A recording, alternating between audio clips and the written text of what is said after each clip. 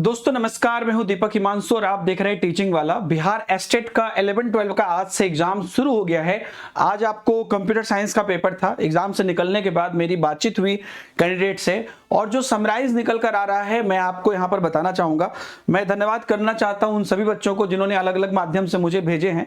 Specially मैं धन्यवाद करना चाहता हूं हमारे एक स्टूडेंट है रोहित, जिन्होंने टेलीग्राम पर मुझे पर्सनली बहुत डिटेल में चीजों को बताया है। और कुछ जो अपडेट है पहले मैं आपको यहां पर दिखा देता हूं कि सर जो सीडीपी वाला पोर्शन है, आउट ऑफ टीचिंग वाला पोर्शन है, वो नॉर्मली जो 9-10 में आया था उस सबसे बेटर था, टफ था, जो कि एक एक्सपेक्टेशंस था हम लोगों को भी कि 9-10 से तो बेटर ही आएगा। जो टॉपिक उन्होंने बताया है वहां पर मैं आपको एक बार दिखा देता हूं। कई चीजें निकलकर सामने आई है, तो पहले मैं आर्ट ऑफ टीचिंग का बता देता हूं, फिर मेन सब्जेक्ट का भी आपको बता दूंगा। तो लेसन प्लान जो है उससे इन्होंने बताया है कि इनको एक क्वेश्चन आया था और उसके बाद जो करिकुलम से इन्होंने बताया है कि 2 क्वेश्चन आया था। जो करिकुलम वाला टॉपिक हम है उससे 2 क्वेश्चन आया था। जो टीचिंग एड्स जो आता है ना, या ऑडियो विजुअल एड्स जो होता है ना, या टीचिंग एड्स, उससे ये बता रहे हैं कि अपना जो है 3 क्वेश्चन था। माइक्रो टीचिंग से 2 क्वेश्चन था। उसके बाद टीचिंग मेथड से, जो नॉर्मल टीचिंग मेथड्स होता है ना, उससे 2 क्वेश्चन था। और असेसमेंट इवैल्यूएशन से 2 था।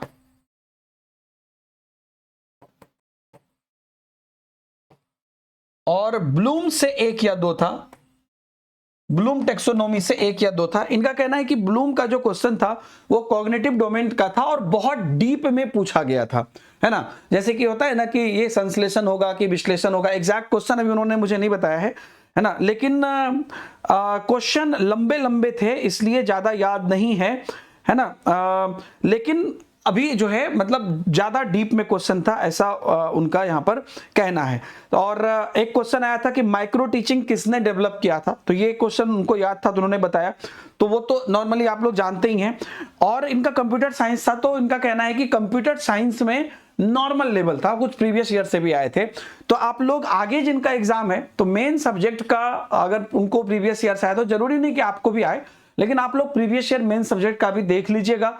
और वहां से 11-12 में कंपैरेटिवली इनको आसान लगा।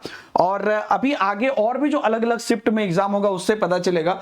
बाकी ये जो टॉपिक का सिलसिला है इसको आप लोग यहां पर ध्यान से देखिएगा। इनके शिफ्ट में जो है सीडीपी थोड़ा टफ था पिछली बार से, ये लिख रहे हैं। तो पिछली बार हो सकता है कि 9-10 के बारे में बोल रहे हो, तो 9-10 से तो टफ थोड़ा सा आएगा ही और थोड़ा घुमावदार थे। तो सर जो हमने क्लास में क्वेश्चन किए थे वो डायरेक्ट तो नहीं आए, लेकिन वो उस कंसेप्ट से आया है और क्वेश्चन लेंदी भी थे। एक्चुअली सितंबर 2023 में जो क्वेश्चन आया था 1-1 लाइन का क्वेश्चन आया था, लेकिन हमने अपने क्लास में भरसक कोशिश की थी कि थोड़े बड़े क्वेश्चन ही कराएं, लेकिन इनके हिसाब से और भी लेंदी थे, तो उसको भी हम लोग शामिल कर लेंगे।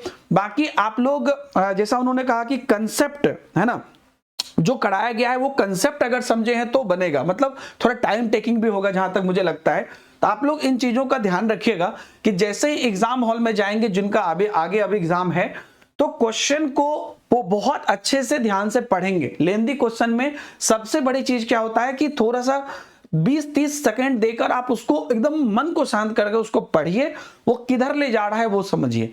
जो नॉर्मली क्वेश्चन बनाते समय क्लास में भी हम लोग कहते हैं ना कि मतलब सीधा डायरेक्ट आंसर पर नहीं जाना है, क्यों पूछा, कैसे पूछा, थोड़ा सा टाइम देकर उसको 30-40 सेकंड टाइम देकर उसको करना है और वो कर लेना, मतलब उससे आपका हो जाएगा।